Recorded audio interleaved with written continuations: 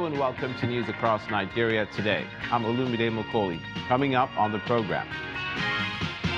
The Supreme Court clears Senate President Dr. Bukola Saraki of all 3 charges bordering on false declaration of assets. The Supreme Court clears Dr. Bukola Saraki, the Senate President, of all 3 charges bordering on false declaration of assets.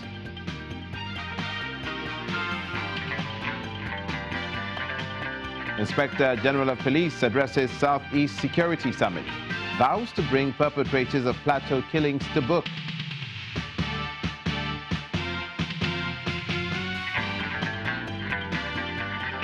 And the 2nd edition of Flourish Africa Conference holds in Lagos.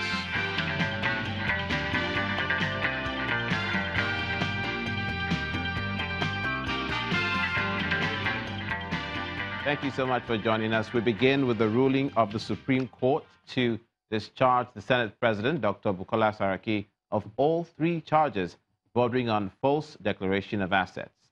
The Apex Court also vacated the appeal court judgment, which held that the Senate President had questions to answer on money laundering. In the lead judgment delivered by Justice Sentus Weze, the Supreme Court said it cannot donate its powers to judicial rascality, and held that since the lower court held that the prosecution failed to call those who had direct knowledge about the fact and then turn around to rely on parts of it to reach its position. The other 5 judges in their own ruling also supported the lead judgment, saying that hearsay evidence held by the lower court cannot be used as proof to establish a prima facie case on the charges, and the Code of Conduct Tribunal had terminated the trial last year, claiming the prosecution and its witnesses failed to show credible evidence linking Dr. Saraki to the charges.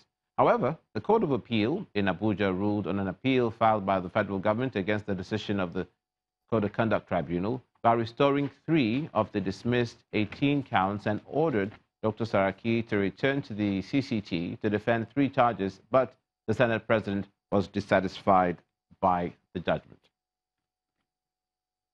Meanwhile, the Apex Court also dismissed the appeal filed by Senator Ayogu Eze challenging the election of Governor Ifeanyi Ugwuanyi of Enugu State for lacking in merit. The Supreme Court also awarded costs against the lawmaker on the grounds that the issues he raised have severally been decided on, and there is no need for him to bring the issues up again. Senator Eze, who was the governorship aspirant of the People's Democratic Party in the 2015 governorship election, could not get the Court of Appeal to overturn the emergence of Ugwuanyi as the party's flag bearer. Staying with the courts, the federal government has arraigned the former governor of Benue State, Gabriel Suswam, on 3 counts of illegal possession of firearms, who was arrested by the Department of State Services on Wednesday, June the 20th, and has since been in their custody. He was first arrested in 2017 after a cache of arms and ammunition were allegedly uncovered from a property allegedly belonging to him in Abuja. To the South now, and police in Delta State have confirmed the release of Reverend Father Andrew Anna, who was kidnapped on Thursday. The Reverend Father, who is the parish priest of the Sacred Heart Catholic Church, was abducted, and it's the 2nd time that has happened to him in the space of 1 year. The police public relations officer of the Delta State Command, Andrew Anyamaka, says the police is investigating the case and will ensure the culprits are apprehended. Reverend Father Andrew Anna, earlier kidnapped at somewhere in Obombam, where he is the Catholic priest, was released today. As you respect, following the abduction, our men were on ground, working in tandem with other relevant bodies. One thing we can assure the public is that the culprits will be brought to book. They will not go scot-free. If there was any money paid, this is not known to us, but what's important is that he's safe and sound, and whatever happens, the culprits will be brought to book. The President, Muhammadu Buhari, has pledged the continued support for officers and men of the Nigerian army as they continue to protect the nation's territorial integrity and unity. He was speaking at an event marking the commemoration of the Nigerian Army Day in Borno State, where he also commended the soldiers for phasing out the terror group Boko Haram. The Army Day celebration is an annual event organized by the Nigerian Army in honor of its officers that took part in the World War I and II, as well as those who lost their lives during the Nigerian Civil War and those currently serving the nation.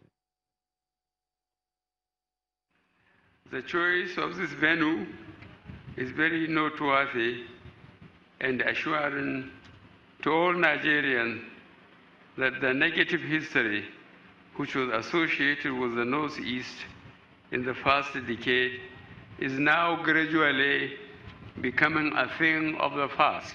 We are aware of the effects of Boko Haram insurgency on the livelihood, economy, and security of the Northeast people.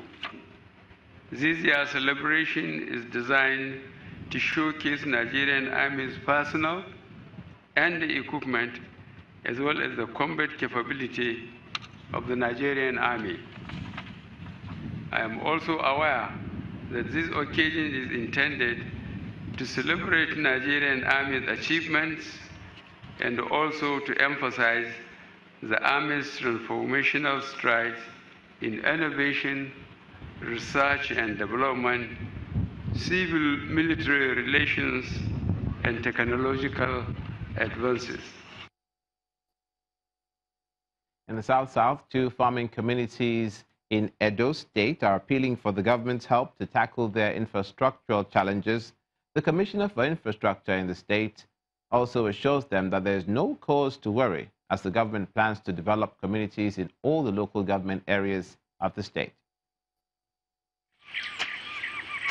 Crops thrive on the farmlands of Uhi community in Eho, Umuode local government area of Edo State. The quiet in the village indicates the presence of peace, but complaints of absent infrastructure detracts from the rustic charm. We only buy water from where? We want the roads for our children going every. If a child, before we clear it, if not that we clear it, before a child goes to the other area, you see they keep big things. It's a threat to our human living. With the May farm, we know the see buyer, we can they buy our goods. Because all the old drivers with the buyer that they completely say no road to come and buy our goods.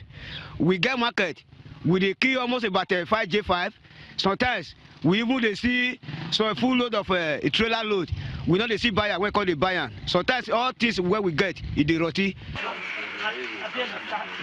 Uhi has a neighbor in Eriboribo community, which on a rainy morning still plans to set out for business. We have the cocoa, the plantain, pineapple, in fact, gari, rubber. Think of it. In fact, we are so blessed. If I'm not trying to be too emphatic, I will tell you, without this community, a market is nowhere, which is of course the headquarters. Because of the bad road, it is difficult for us to, even immunization, we find it difficult. The elders' explanation about the condition of the road, however, seems mild compared to the experience of the farmers headed for the markets in Eho.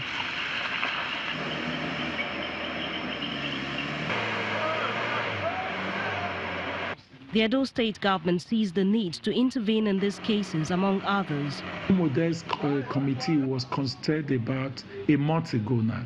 So we have asked them, go and come out with what you want. So after they have done that, we will now prioritize. Of course, a ward may come up with up to 10 roads. We will now be able to ask them which is most important now that we can do. Once they tell us, we will now be able to go and do the design, do the costing, and His Excellency has told us between now and the end of this month, all this process should be done, so that by August, work will start. The residents of these communities also explain that their dogged determination to get their produce to the markets every market day, despite rough experiences, comes from their desire to avoid the pain of seeing their produce go to waste each time they fail to reach the buyers early enough. Jessica Lugusere, Channels Television News.